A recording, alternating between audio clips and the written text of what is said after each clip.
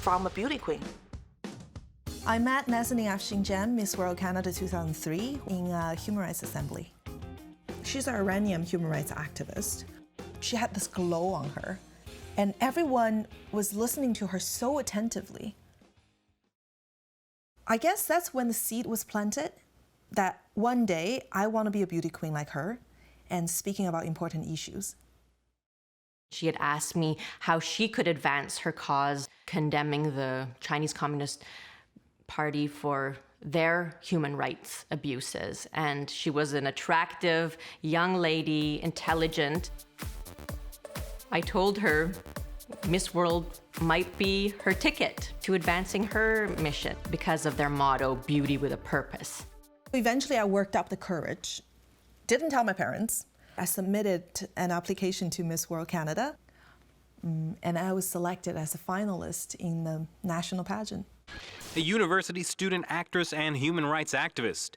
At 23 years old, Chinese-born Anastasia Lin is taking on yet another challenge, Miss World Canada 2013.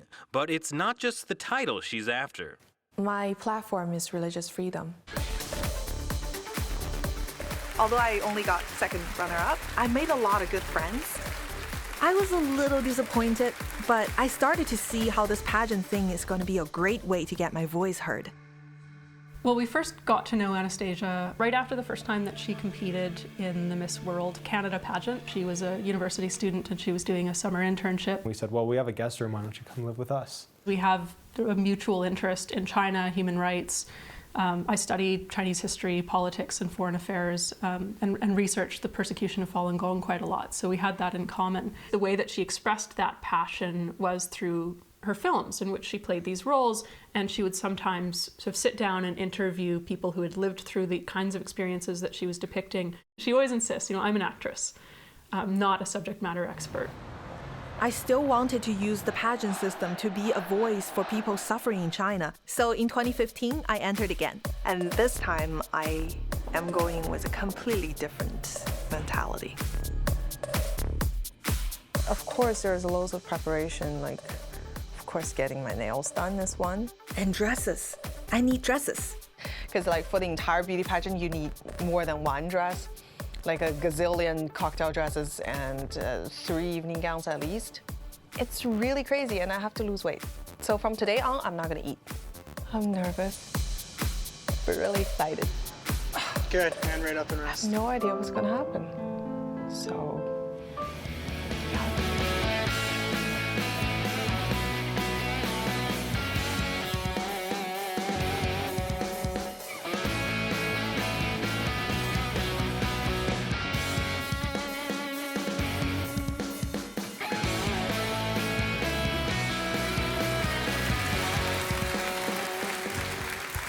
I was born in a repressive country. I've been working to advocate for human rights cause, especially religious freedom.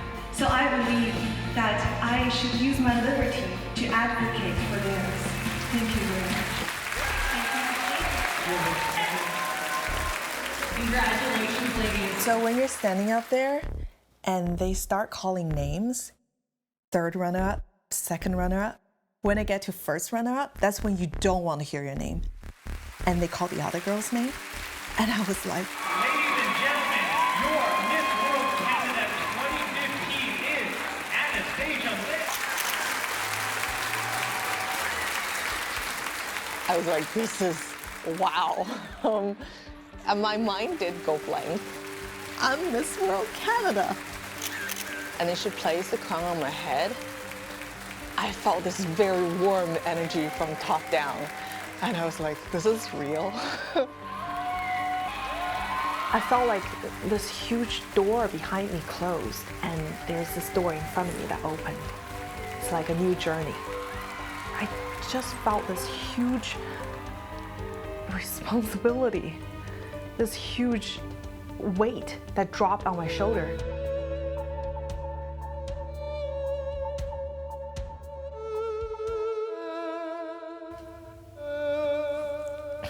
My platform, speaking out for freedom of thought in China, was what got me here, and I need to live up to it. first, when I won the crown, the whole Chinese media was thrilled about it.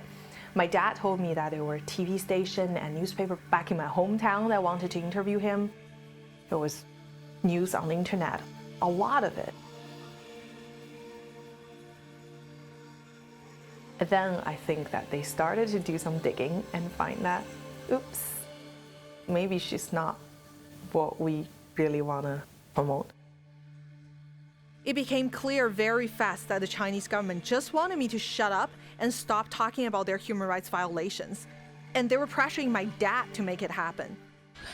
然后父亲跟我说，就是国安过来找我们家说，如果我再继续说话的话，就会把我们家弄得像文革一样，父不认子，子不认父。然后我问爸爸有什么事情这么严重，然后他说你给我们国内的人留条活路吧。我当时听了，心都碎了。